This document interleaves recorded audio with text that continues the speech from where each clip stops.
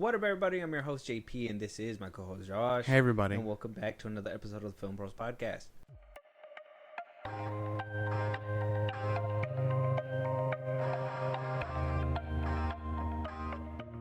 All right, Josh. So, it ain't horror season just yet, but we decided to go watch a horror. It was between this movie and Nobody 2.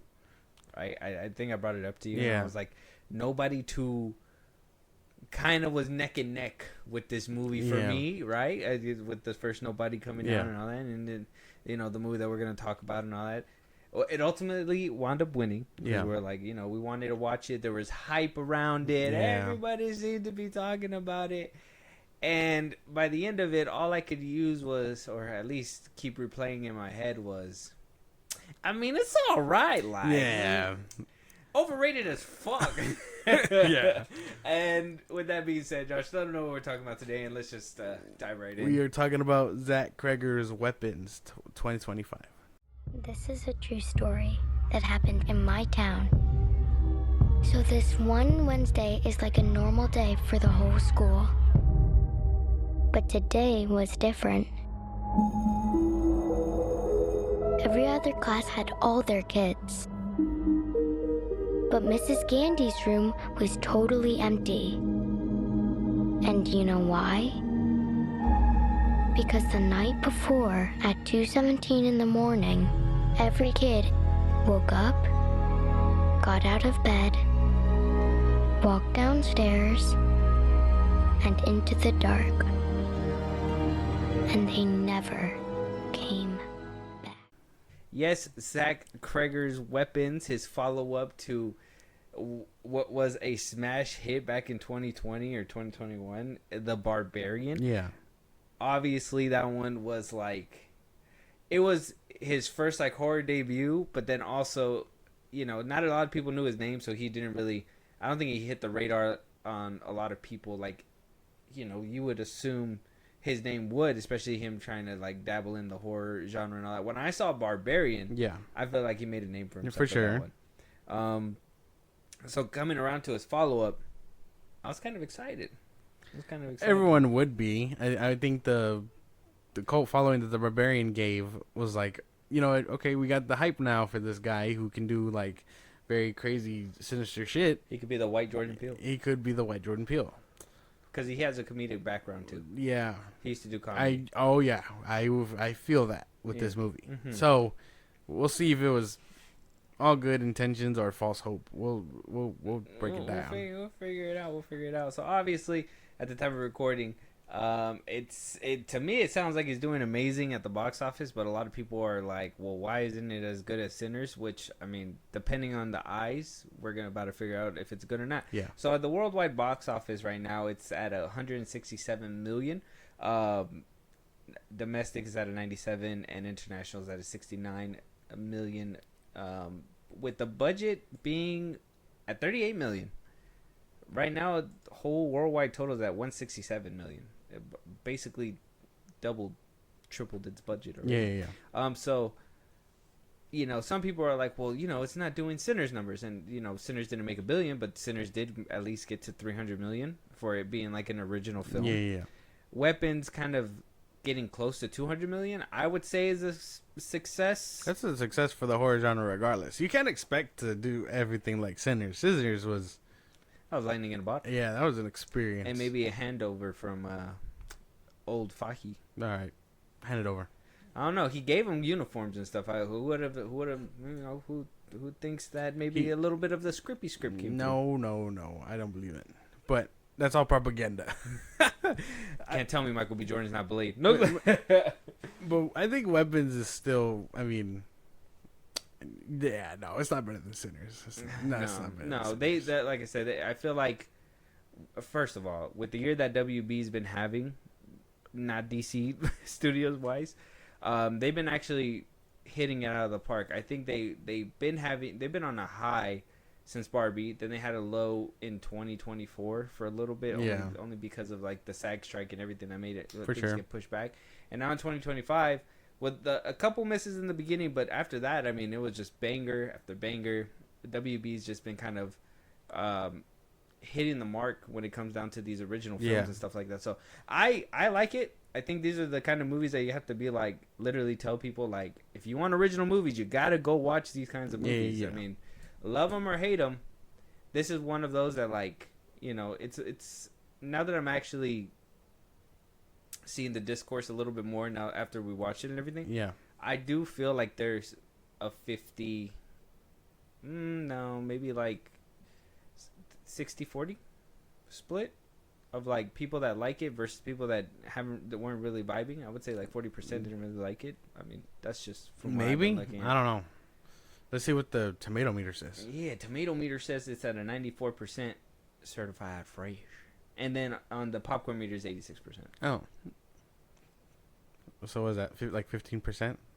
Yeah, less, something like that. Damn. No, I guess less, like 8% difference. Oh no, I meant like from audience score to 100%. Oh yeah, 15. So I mean, critic wise, I can understand it. Sure, I think everybody involved is okay. I mean, not really, because I feel like some critics. I mean, I feel like there were some questions at the end of the movie that I was kind of like, Yeah, and then audience members. I think if you're a fan of Zach Creggers and horror in general, you might like this. And this could just be a W for you in general, but if you really take a deeper look into it, you'll find problems for sure. Of course. I think the meter's cool. I mean, I didn't think the popcorn meter would be that high, to be honest. I thought it would have been more, like I said, more like a 60-40, but seems pretty high to me. Like, people really did enjoy this movie, and there was a lot of praise. That's what really made me want to jump that. Maybe we're just, you know, the minority, and we'll probably figure that out in a second. I guess. So like I said, directed by Zach Creggers, written by Zach Creggers, starring Julia Gardner as Justine, Josh Brolin as Archer, Alden Ulrich as Paul, Alden I don't know how to say his last name, but he played Solo, so that's cool. Scarlett Cher, she was the narrator. Carrie Christopher as Alex, Jason Turner as the counselor, Benedict Wong as Marcus, and so on and so forth. We, you know, the different cast. Austin Brams was played James. Now, I think one interesting thing was that I guess the SAG strike basically shuffled up all these people. Yeah. And we were supposed to get totally different roles for all of these guys. Or at least different characters. So the person that played Julia Gardner's character, she was supposed to be Renate Rins. I don't know. I haven't seen too much in a lot of stuff. Pedro Pascal was supposed to play Josh Brolin's character. Tom Burke. That wouldn't have worked. Yeah, I don't know. Maybe. It would have been a change of pace. You know, imagine you're a loving father and you play the role of a loving father, and your kid gets snatched up. That totally puts him in a different domain. Oh my gosh, man. Let it go. Yeah, I'm just saying. Let it go. Move forward. Tom Burke was supposed to play Alden Enrich's character, which Tom Burke, Paul? Yeah, Paul. He was the guy that played in Furiosa. Oh. The dude, her partner. Yeah. Okay. Brian Tyree Henry was supposed to play Benedict Wong's character. That probably would have. I feel like banged. that happened because of Eternals, though. Sure, but I'm pretty sure that would have banged. Kind of, I think would have banged. And then Justin Abrams was supposed to play Justin Abrams since the very beginning, which he's a lesser known actor, but he was the one that played the crackhead. Oh yeah, he stuck around, is what the director said. Mm-hmm. He stuck around through everything. Yeah. Which, I mean, nobody's really banging his line, I guess. I don't know. Yeah, he's like, I got nothing better to do. I'll wait for you. As soon as the Silver Surfer and Thanos, not Thanos, but Mr. Fantastic opened up, they kind of just jumped ship, huh? But Julia Gardner was still able to do both, so it's crazy. Yeah, I mean, she's in 2 movies, and Pedro Pascal's already in like 3 15. This year. So yeah, three. With that being said, though, let's jump right into it, Josh. Let's talk about the characters. Okay. What you think about the characters? How'd you feel about them all? And yeah, I mean, if you want to kind of break down the story a little bit too. The movie's told through the perspective of Justine, Archer, Paul, James, Marcus, and Aunt Gladys as 17 students are magically thrown out of their bed, walked to the front door, and ran into the darkness, never to be seen again. As you've seen by the trailers, the story is told through all their perspectives, how their stories go. Josh Brolin plays the loving father. Obviously, Julia Garner is the teacher. Benedict Wong plays the principal. Austin Abrams plays a crackhead. Alden, Han Solo, plays Paul, a cop. And we kind of get there weaving through the story up until it basically solves itself. I'm not going to give away too much into the spoilers here because I think it does get kind of crazy. So, and I'll save the heavier stuff for later. But the story basically follows them as they try to find the kids that disappeared at 2:17 in the morning. 2:17 in the morning. Characters? I like everybody. I can't lie. I think everybody did what they had to do performance-wise. Do I think some things were missing from their story? For sure. Like Josh Brolin, definitely a better pick. I think he has that threatening presence of a father that obviously misses his kid. If it were Pedro Pascal, I don't think I would have seen it too much. I mean, when we saw him in Freaky Tales, that he was trying to be menacing and it didn't really work for him there. Okay. So I've and then there's a fine line between that and then what he did in Gladiator 2. It just he has it for some things and other times he does it. I mean, did he not play menacing good in Game of Thrones? I didn't see Game of Thrones. Yeah, okay. Benedict Wong, spoiler for the trailers and stuff, but he gets possessed or whatever, and he was the most unserious, like unthreatening person out in the whole movie. So maybe that was out of place, and his character doesn't really do anything before he gets turned. So I mean, he was fine. He didn't really do too wrong. He was fine. I think James, the crackhead, was probably a waste of time in my opinion, and Paul, probably also a waste of time. I would say those two probably didn't deserve as much screen time as they were getting. But everybody did fine. Like, I don't have any complaints. I think everybody, for the scary movie itself, did pretty okay. Yeah, actor-wise, I feel like it was pretty stacked. I didn't really have an issue with anybody's acting. I do have issues with their plots or whatever, like how you said. Like, yeah, the crackhead kind of overstood his welcome when, he probably could have been one of the first ones to die. Yeah. And then on top of that, the cop, I mean, I understand his role to play, but it just felt like he was there to be the cop out towards the end. Yeah. But yeah, like small town, and then the crackhead, the only one that he can go to is the same cop that essentially beat his ass in the first place. Like, you couldn't find anybody else, and then you just so happen to run into him at the precinct and everything like that. And then you also happen to run into the house where everything is happening. Like, it was all coincidental. Like, it was just how convenient these two were throughout the story. While Josh just landed at the right spot. While Josh Brolin did the actual investigative work and had a whole spiritual awakening and and then the No, teacher, I think Julia Garner's teacher was cool. I think she needed a kid in the class. I think she needed to have her kid disappear. Whether she be a single mom who works 2 jobs or whatever, but like, I think for me to feel for her a little bit, she should have like some kind of emotional tie to those kids. her well, I mean, either that or her own kid, like I said, like be a part of the class, and he's also one of the ones that got taken. That way she has a stake in the game, because she teams up with Josh Brolin halfway through, and you're like, she's just a really dedicated teacher. Like, what do you mean? She just really cares about these students, don't she? Yeah. I know people were trying to paint her weird in the movie for like being too close to the kids and stuff, but I mean, wouldn't you expect? You wouldn't expect the teacher to be super close to where they're following them home, but like, you'd want them to be comforting, right? A little bit to your kid if they were like a little upset. Well, yeah, that's what I'm saying. Like, I think half of the stuff, like, everything was fine until it wasn't. That's the thing, and that's usually how life works. Like, it's usually fine until it's not anymore. But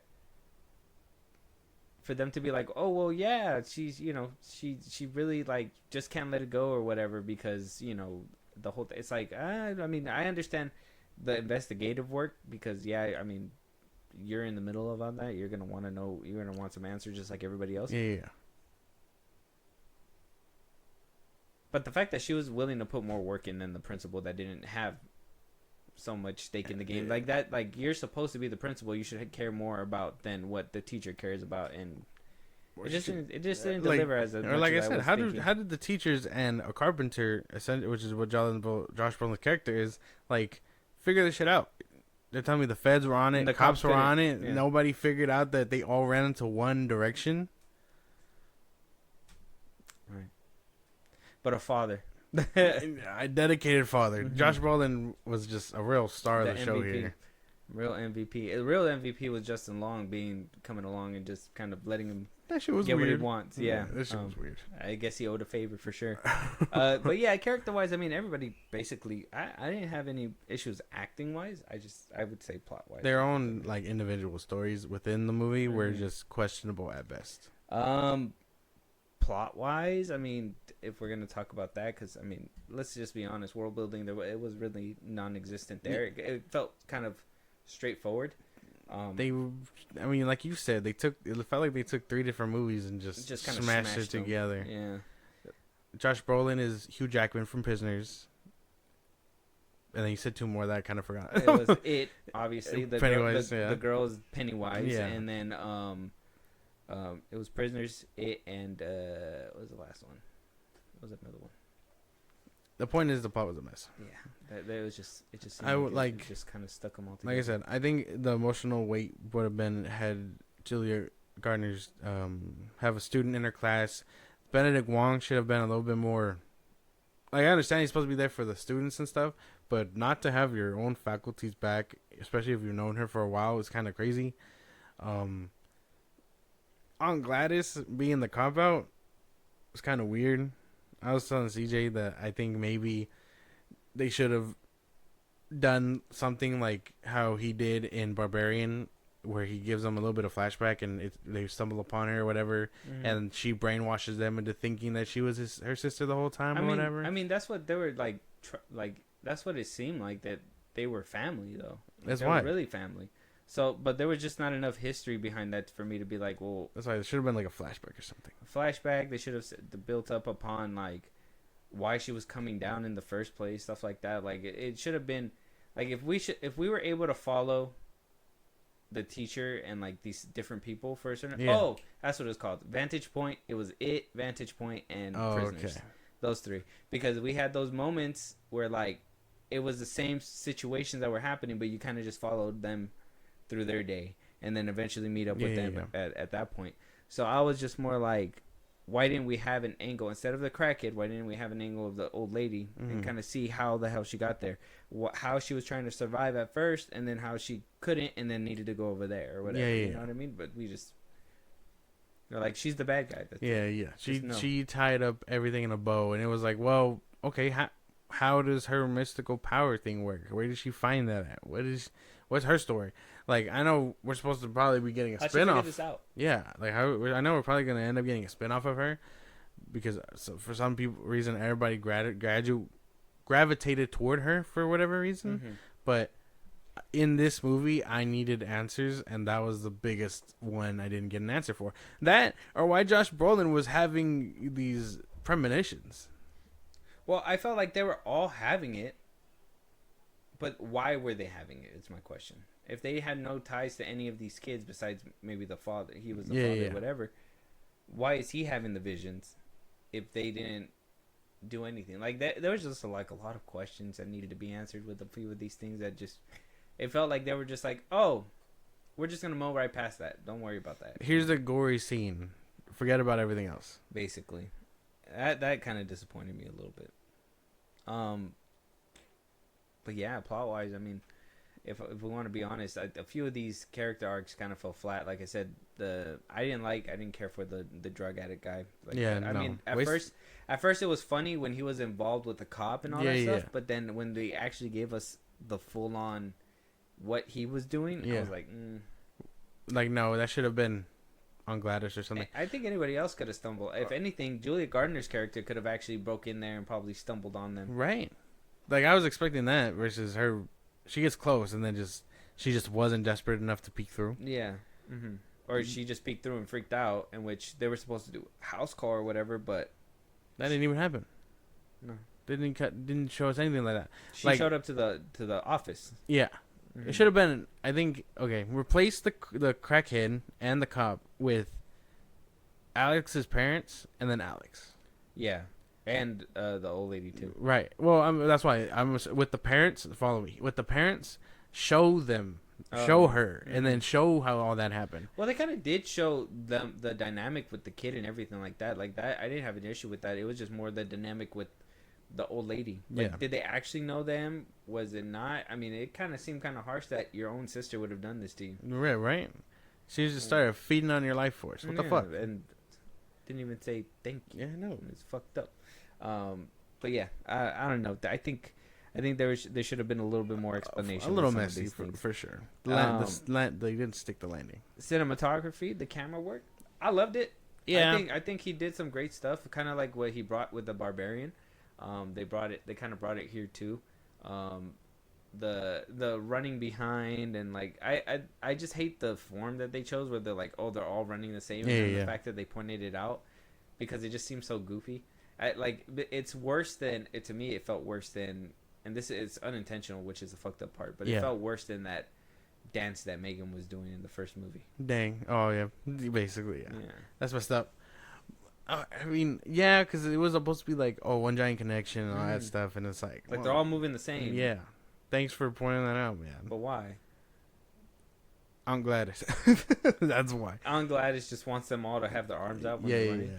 I guess that's. I don't know. That was a weird bit of mind control, but I guess it was to also show she that just really loved Naruto. I think the camera work was pretty good, like, and it holds still, and he pans it over and all that stuff. He does pretty cool stuff with it. I like the scene where Julia Gardner's sleeping in the car after drinking, and then like the camera just panned to the door, and you just see it zoom in. It felt like a retro, like Halloween '80s type vibe, where it kind of zoomed in, and you just kind of see the door open.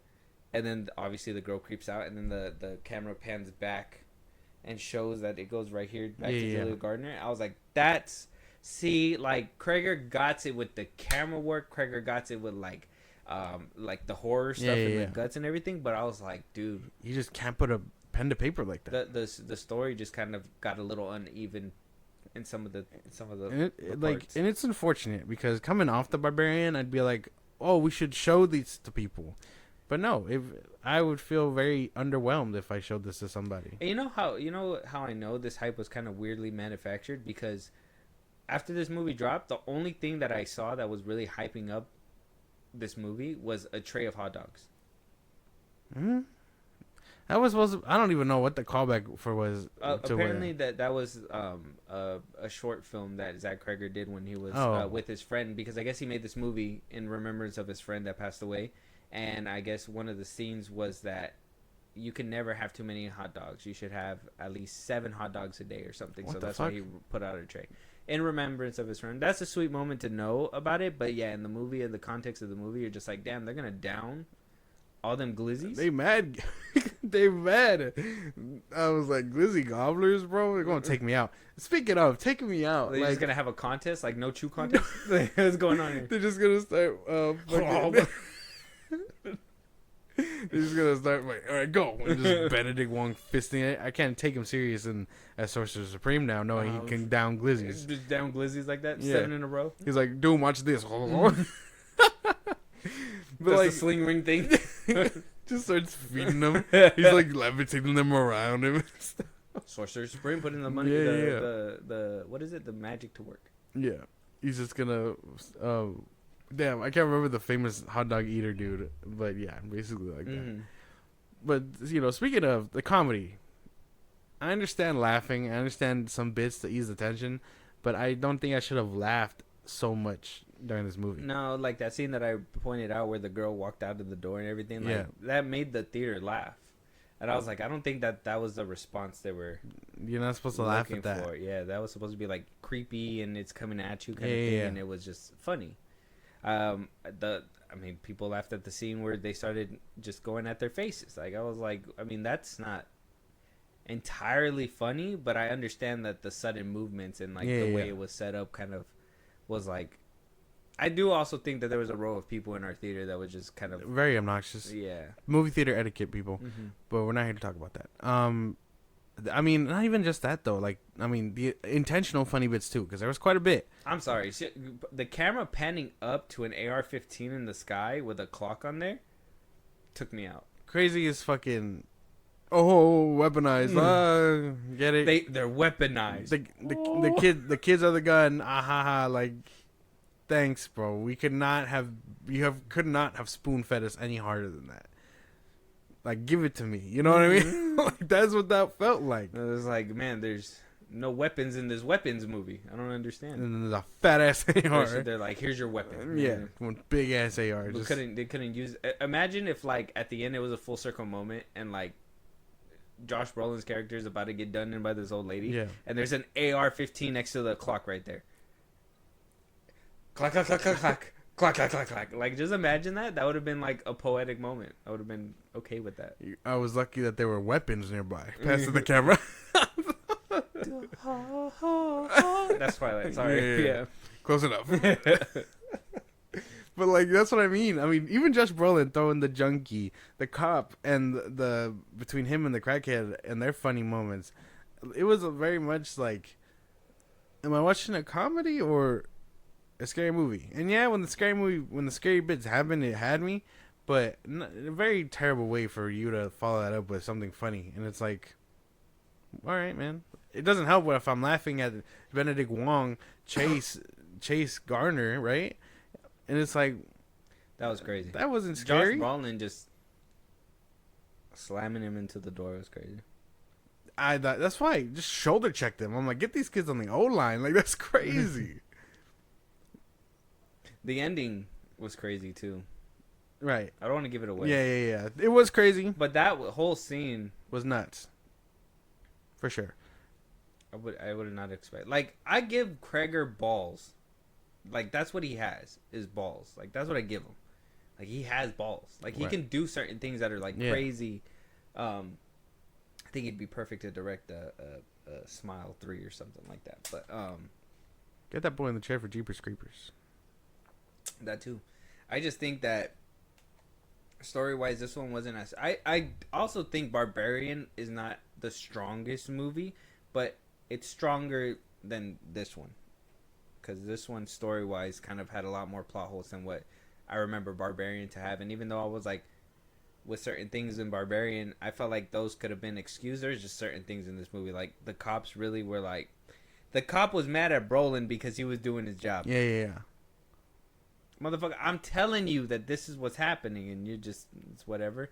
And then the weird subplot with, like, tension between, like, the wife and, like, cheating and him having dinner reservations with the chief. I'm like, what does that got to do? Like, what kind of tension are we applying to this movie at this point? Like, we're not focused on what's at hand. Yeah, like, he already slept with the girl. There's not much you could do there. And if his job was already at risk, he just full sends it at that point. No repercussions on nothing. He just does it. He's just like, oh, I'm going to turn off my body cam. I'm turning off the camera here. I'm going to do my job. And then that basically stops from the police from investigating and doing their job. And which I thought that he was going to basically do that, especially, but then he just kind of chickens out. And I'm just like, in the situation, the way that he got hot in the face, I would have probably... You should have double tapped him. I would have. Yeah, that would have been done for just in the middle of the forest, and that would have been more logical to me. But to be like, well, you know where the kids are now, all of a sudden, it's like you're a crazy crackhead, and all of a sudden I'm supposed to believe you. Yeah. Like, that's, I don't know. There's some questionable moments. He stabs him, and he's like, there's a joke about AIDS and stuff. It's like, what are we doing? Yeah. Am I laughing or am I scared? Like, what am I doing? I felt like I was supposed to be scared, but they didn't want to make me scared. Yeah, man, I think that's basically everything, because, I mean, the horror scenes, were they scary? I jumped once. And that was just when Gladys was in the ceiling. But I was just like, why is she in the ceiling? But, like, the end of it, I was just like, why is she in the ceiling anywhere? Why do people see her like this? Yeah. Like, what does that have to do with the grand scheme of things? Yeah, and, like, does Gladys just have, like, these it powers and we just don't know? Yeah. Like... Why is Josh Brolin seeing AR-15s in the sky? Yeah. It's like a weird, like, sign to see. And I don't know why he was tweaking if he saw the house. in his dream. He didn't. He led back to his own house. Did it? Yeah. I thought he's seen his own home. It led back to his own house, and then the house was different inside. Oh, which is Alex's setup. It was Alex's house or whatever. Yeah. That's what I thought. It was weird too, because I was trying to make sense about that too. But yeah, it was. He went through the bushes and basically went back to his own house. Yeah. And then on the inside of the house, it showed like it was the other kid's house. So I was like, weird. It kind of, that's where it just felt like a weird like plot thing where it's like we can't give away the house. Yeah, and and then like it doesn't really sit with it doesn't sit well with the grief and stuff that Josh Brolin's supposed to be feeling. Like, yeah, his kid's missing, and his wife is treating it like an everyday thing, and he's like still distraught, and I understand that. I can feel for that, but it doesn't sit with him long enough. The scene that made me feel like it was like a horror Marvel movie was when like he was having that emotional moment in the plane. Yeah, right? yeah. And he was about to say something, and then the girl freaks him out, and then as soon as he wakes up, he's like, "God damn it!" And I was like, that didn't feel Prisoners or like, I don't know if you remember like in Prisoners when Hugh Jackman was like smacking the sink and he was like yelling and all that. Yeah. Like that felt tense. Josh Brolin doing what he did after he woke up and everything felt like a comedy gag. Yeah. And the way that he delivered it and the way that it was kind of like set up. Yeah. So I was like he had his buzz killed halfway through or something. Yeah. And I'm like, that's a weird way to go about things. Yeah. It's like someone told him, like, hey, we need to laugh a little bit more from your movie. Not leave me like the Barbarian. Because I was very much distraught by the Barbarian. Imagine that. He was like, people are getting so distraught, I gotta literally sprinkle comedy into my movie. That's why. Someone probably told him, like, hey, you should probably make us laugh a little bit more and see how that works. And it doesn't work. I mean, some stuff was funny, but it doesn't work in a horror movie like that. Like, it has to be subtle funny, and they just felt like more gags. I know. Like, again, Josh Brolin throwing dude like 15 times before he got the hint. Bro, that had me laughing. Had me laughing so bad in the movie. Like, just the way that he was just like it just felt like a parody movie. Like he just kept getting up and they just like they might as well just replace him with a rag doll and just have Josh Brolin doing him, and then when he stands back up he's just normal again and he walks again and there's a rag doll when he gets thrown again. I was expecting him to throw him out a window. That would have probably sent me. That would have been funny. I think the ending before we get, like rank it and all that stuff, the ending needed a cleaner way to go. Yeah. Like, I think a time jump, like a year ahead, the kids are going back to school or something like that. Like the way it ended, it just made me feel like might as well just slap like a gospel music at the end and just have them like freeze frame and just be like they kept working. Yeah. Alex, he did no jail time for what he did. he was for his parents. Yeah. His parents are still a little kooky. One thing that got me, that was an unintentional funny thing too, was when they were like, some of them even started talking again. I was just like,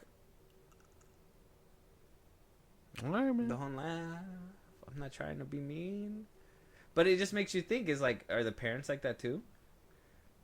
Are they just mute now? Well, they said that, I mean, maybe because they were under it longer.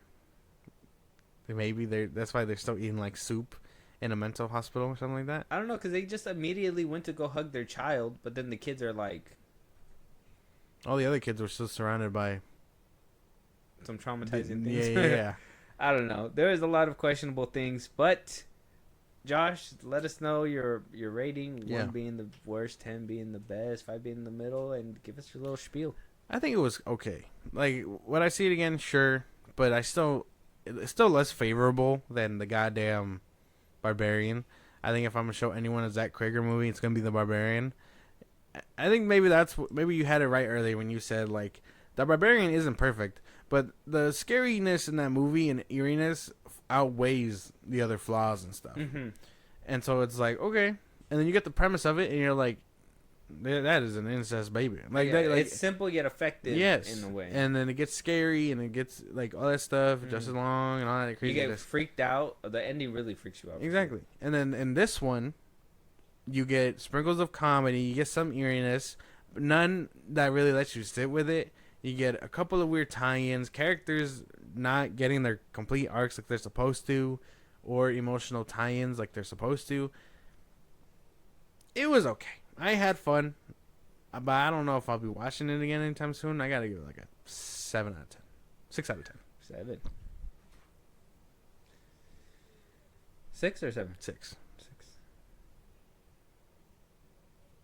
Yeah, this movie is just not for me, dog. I don't know if I'm gonna be able to watch it over and over again. I want to rewatch it just to be like, maybe, because at first when I walked out, I felt like it was the theater etiquette that was happening in the theater. But as I was thinking about it, like preparing for what I was gonna say on this episode, I was like, there's just a lot of stuff that just did not make sense in this movie. Yeah.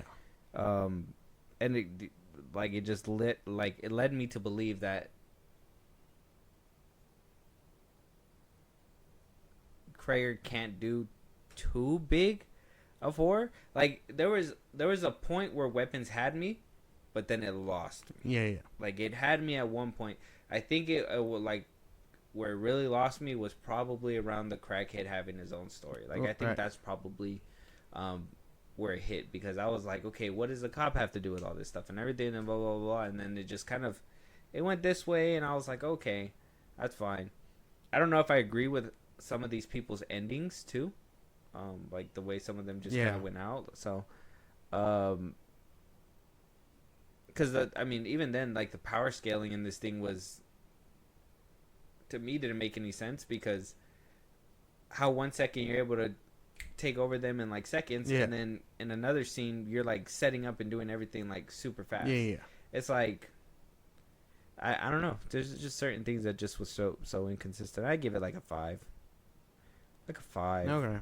It was a movie. It was decent. I like Zach Creggers, and I think that he could do better than what we got in this movie, unfortunately. And I like people hyping it too. I'm just like where is the hype? Like I don't understand where like people see it. I know like some people are revisiting Sinners 2, and they're like, well, there was no hype there to begin with, but I felt like there was genuine hype up there. This one felt like there was genuine hype, but I was misled, so it feels ungenuine now. It feels manufactured. Yeah, it was very weird, and like, because I think you're right. I think right when the second act happens, you're like, what the fuck? Yeah, everything just kind of goes It's weird. Places. It's so weird. It's a weird, messy way to. Are we excited for his new Resident Evil movie? He's talked about it extensively. He's not doing video game stuff. He's not including the characters too much. Apparently, it sounds like it's gonna be a dude that's passing through Raccoon City to do like a job or something, and he gets caught up in the middle of everything. Yeah, which is essentially what Resident Evil 6 was. Mm-hmm. So what are we doing? I mean, it sounds like it might be. Bring back Alice, and I might be done. Who could play Alice? I don't know. Some younger chick that looks like the old Alice. Isabella Merced. I mean, you said looks like him, but I had the. You were immediately like, Springer Brown. Unless you want the girl from The Last of Us. No. Who playing Bella Ramsey. No, the fucking ballerina. Oh, Anna Darmus? Anna Darmus, yeah. It's like a young Alice, like freshly cloned, you know what I'm saying? Like, that could be cool. But like a new Alice. Yeah. You see the vision? Walk with me. The zombies are going to be looking at her and be like, we don't understand shit you're saying. What the fuck? Yeah. She's going to be like, her Mexican, thick Mexican accent or Latin accent. I don't know where she's from or whatever, but it's Latin for sure. It's kind of like if Gal Gadot was in the middle of all that. These zombies are too tough. Mm-hmm. That's what's up. But yeah, I don't know. I mean, can he do action? I don't know. We'll have to wait and see. Well, I mean, yeah, like I said, Barbarian had a really good action.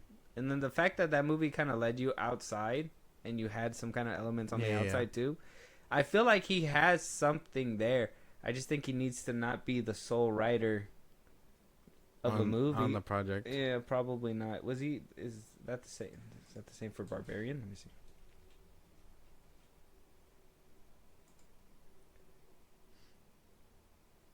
Oh yeah. Yeah. Maybe he needs a tad help. Just a little help. You would have thought the SAG strike would have helped him think about it a little bit better. That's fucked up. I'm sorry. With that being said, though, let us know what you guys think. Any topics that we should be talking about, any movies you want us to review, TV shows. Peacemaker comes out today. We're supposed to get into that if that's what you guys want to see. Josh, let them know where they can do all that. Talk to us on Twitter, TikTok, Instagram at Filmbros Podcast. Post our episodes are up again. Hit us up there for news and movies you want us to cover. Bust out link to the social I just gave you. It's like a Patreon. You subscribe by the show. Go. Would greatly appreciate it. Listen to us anywhere you get your podcast at Filmbros Podcast, Spotify, YouTube Music, Apple Podcasts. Again, wherever you get your podcast. Be part of the conversation. Twitch at Filmbros Podcast. And it's all said and done. Subscribe to our YouTube at Filmbros Podcast. And with that being said, we'll talk to you guys on the next one. Talk to you guys again. Sick. I will upload it.